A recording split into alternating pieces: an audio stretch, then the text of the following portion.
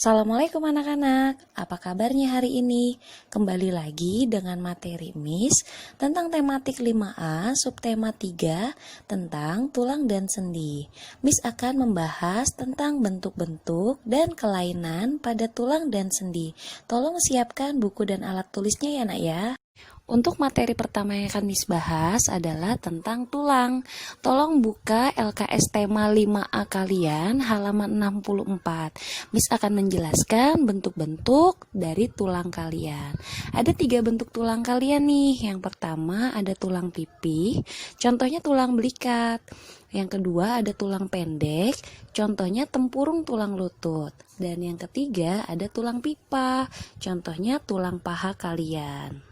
Nah, tadi kan Miss sudah membahas tentang macam-macam bentuk tulang. Sekarang Miss akan membahas tentang kelainan dan penyakit tulang. Kalian bisa buka buku LKS halaman 65. Di situ ada gambar tentang kelainan tulang akibat posisi duduk yang salah. Posisi duduk orang normal itu tulang belakangnya tegap. Nah, di sini Miss ada 3 gambar cara duduk atau posisi duduk yang salah sehingga menyebabkan tulang belakang kalian mengalami kelainan. Posisi salah duduk pertama yaitu skoliosis. Kalau skoliosis ini biasanya kesalahan duduknya karena terlalu sering tulangnya itu menghadap ke arah kanan atau ke arah kiri. Jadi tulang belakang kalian itu menghadapnya ke kanan atau ke kiri atau posisinya jadi miring. Posisi duduk salah yang kedua adalah lordosis. Kalau kalian perhatikan di gambar, lordosis ini seperti duduknya orang normal, tapi ternyata tidak. Lordosis ini duduknya terlalu tegap atau lebih condong ke arah depan, sehingga menyebabkan tulang belakang kalian itu menghadapnya terlalu condong ke depan, jadi tidak tegap. Itu lordosis ya nak ya. Posisi duduk salah yang ketiga adalah kifosis. Untuk posisi kifosis ini paling banyak dialami oleh anak-anak karena kebiasaan duduknya sering membungkuk sehingga menyebabkan tulang belakang kalian posisinya itu lebih condong ke belakang. Nah, ini harus diperhatikan, anak-anak harus perbaiki cara duduknya agar tidak mengalami kelainan pada tulang. Coba kita ulang ya, kalau skoliosis itu tulangnya menghadap ke samping, lordosis tulangnya condong ke depan, kalau kifosis condongnya ke belakang atau bungkuk. Coba kelainan dan penyakit tulang yang lainnya, misalkan membahas ada 4 macam. Yang pertama ada namanya fraktura atau nama lainnya patah tulang. Biasanya fraktura ini akibatnya karena terjadi kecelakaan atau benturan yang keras sehingga menyebabkan tulang kalian patah. Bisa dilihat di gambar ya nak ya. Yang kedua, fisura atau retak tulang.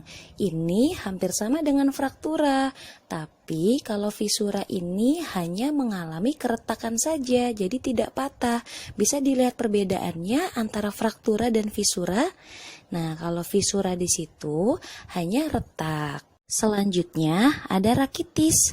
Nah, untuk rakitis ini biasanya disebabkan kekurangan vitamin D, magnesium, fosfor, atau kalsium, sehingga menyebabkan orang yang terkena rakitis ini kakinya membengkok, sehingga menyerupai huruf O atau huruf X seperti yang sudah Miss tampilkan di gambar.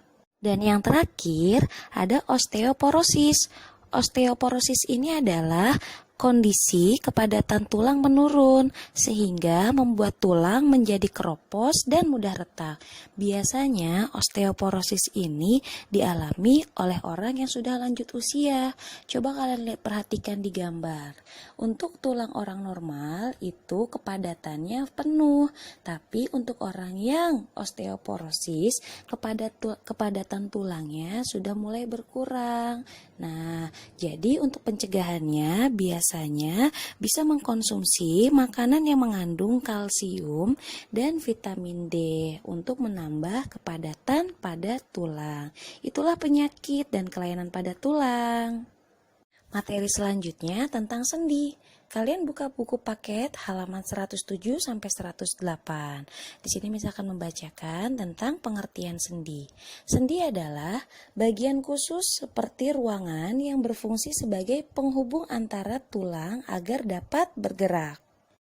Sendi terbagi menjadi dua, yaitu ada sendi yang tidak dapat digerakkan atau sendi mati.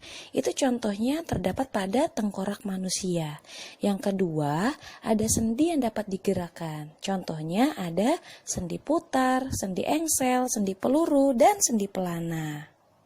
Nah, ini macam-macam sendi. Kalian bisa lihat ada sendi peluru, sendi putar, sendi pelana, dan sendi engsel. Setelah ini misalkan menjelaskan lebih detail. Yang pertama, sendi putar. Sendi putar adalah sendi yang menimbulkan gerakan-gerakan memutar. Nah, dengan adanya sendi putar, leher kita dapat menoleh ke kanan dan ke kiri. Bisa diperhatikan gambarnya ya. Itu tengkoraknya bisa menoleh ke kanan dan menoleh ke kiri. Yang kedua, ada sendi engsel. Sendi engsel ini adalah sendi yang menimbulkan gerakan ke satu arah seperti engsel jendela. Contohnya dari sendi engsel yaitu ada lutut, siku, ruas jari tangan, dan ruas jari kaki. Coba perhatikan di gambar juga ya. Yang ketiga, sendi peluru. Sendi peluru adalah sendi yang menimbulkan gerakan ke segala arah. Contoh dari sendi peluru yaitu sendi yang terdapat pada pangkal lengan dan pangkal paha. Bisa diperhatikan di gambar, itulah contoh dari sendi peluru. Yang keempat, ada sendi pelana. Sendi pelana yaitu sendi yang menimbulkan gerakan kedua arah dan berbentuk seperti pelana kuda. Contoh dari sendi pelana yaitu sendi antara telapak tangan dan pangkal ibu jari. Perhatikan di gambar ya nak ya untuk sendi pelana. Dan yang terakhir yaitu sendi kaku. Sendi kaku ini sendi yang menimbulkan terjadinya sedikit gerakan atau terbatas. Contoh dari sendi kaku yaitu sendi yang terdapat pada ruas-ruas tulang belakang. Bisa diperhatikan itu ada gambar-gambar ruas tulang belakang kalian. Materi yang sekarang tentang kelainan dan penyakit otot. Buka buku paket halaman 131 dan 132. Misalkan membahas tentang penyakit-penyakit pada otot. Yang pertama, penyakit tetanus. Tetanus adalah penyakit yang dapat menyebabkan kram dan kaku otot. Biasanya tetanus ini kalau sudah sampai infeksi yang parah, itu dapat menyebabkan kematian. Jadi hati-hati ya nak ya jika terkena paku atau benda yang karatan. Yang kedua, yaitu penyakit polio. Polio adalah penyakit yang menyerang sistem saraf akibat virus poliovirus. Ciri-ciri dari polio yaitu ada batuk, demam, sakit kepala, leher kaku, otot badan dan kaki sakit, kesulitan bernapas, kelumpuhan, dan yang terakhir bisa menyebabkan kematian. Yang ketiga ada kaku leher. Kaku leher ini adalah kram yang terjadi pada otot-otot leher. Biasanya pengobatannya cukup dengan salep atau obat. Dan yang keempat yaitu atrofi otot. Atrofi otot adalah kelainan otot di mana otot mengalami penyusutan bentuk dan volumenya. Bisa diperhatikan di gambar, itu otot yang normal dan mengalami atrofi otot. Ototnya mengalami penyusutan. Dan yang terakhir itu adalah hipertrofi otot. Nah, hipertrofi otot ini kebalikan dari atrofi otot. Biasanya hipertrofi otot ini dialami oleh binaragawan yang tadinya ototnya kecil menjadi besar. Nah, untuk hipertrofi otot ini dikarenakan meningkatnya bentuk otot yang dipengaruhi oleh faktor nutrisi, usia, dan latihan. Itulah kelainan dan penyakit otot yang dapat Miss jelaskan. Semoga kalian dapat paham. Kalau memang nanti tidak paham, kalian bisa ulang-ulang video dari Miss. Ya nak ya, tolong diperhatikan. Untuk materi hari ini sudah selesai.